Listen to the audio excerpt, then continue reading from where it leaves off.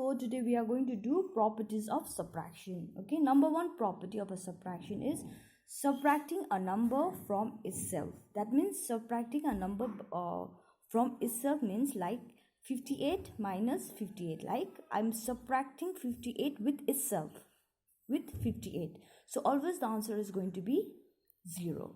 So same way it's 864 minus 864 is going to be 0. So any number you subtract by itself is going to be, your answer is going to be 0.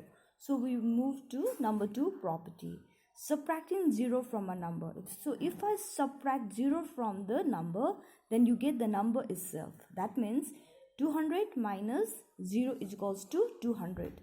So I get the same number here. Okay, 84 minus 0 is equals to 84. So now we move on to third property of subtraction, that is going to be order property. In subtraction you cannot change the order of the number, unlike in addition or what we have studied. Suppose we have like this, plus 2, we get 8, 9, 10, right? Same way if I do like this, I get the same. I have changed the order of the number. Okay, I've changed the order of the first. In this one, the 8 is on the top, the 2 is at the down, right? Here is 2 is at the top and 8 is at the, but still I'm getting the same number. But this does not apply for the minus. For example, like 88 minus 80 is equals to what? 8. But 80 minus 88, we cannot do this because we cannot minus big number from a smaller number. Okay, always the bigger number has to be at the front or a bigger number has to be on the top for the subtraction. And the last property is going to be subtraction of 1.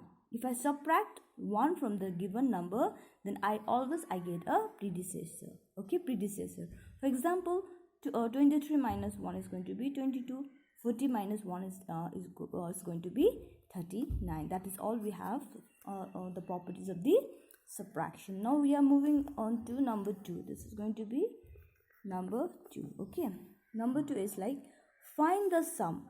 Sum means addition, and check your answer by using subtraction. This means first you do the addition, and to check whether you got the right answer or not, you have to do the subtraction and find out.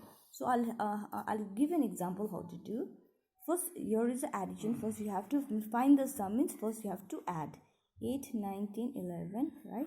11, 8, 9, 8, 9, 10, 11, 12, 13, 13, 1, 2, 3, 5, 6. So I got the answer, but I'm not to check whether I got a correct answer. What I have to do, I have to subtract. So how do I subtract? This is the total number, right? This is a sum, the total number. So at this I have to write at the top.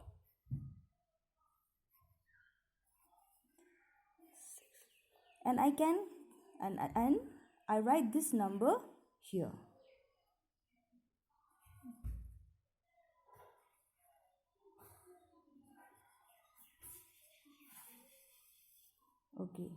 Okay, now I have done the addition and I've got the answer here, the sum. And to find whether it is right or not, I have to do the minus. How I do the minus? This total I write at the top. Always this has to be at the top. Okay, then you can write this at the second. So how do I add minus this? So this is, I cannot, this is 1, this is 8, this is smaller. So I have to borrow from 9. So when I borrow from 9, the 9 become 8. Here come as 11. So 8, 9, 10, 11. Here is 3. So here is 8. Again same 3. I cannot minus, so I borrow from 5. 5 becomes, 6. I borrow from 6 and 6 becomes 5. So 8, 9, 10, 11, 12, 13. So it's 5. This is how much I got? 2, 3, 4, 5, 3. So look at this. I got 3, 5, 8, 3. Here is 3, 5, 8, 3. So I got the same number here and here. That means this is the correct answer. The same you have to do the other sum as well. So that's all we have today, and thank you and be safe. Bye bye.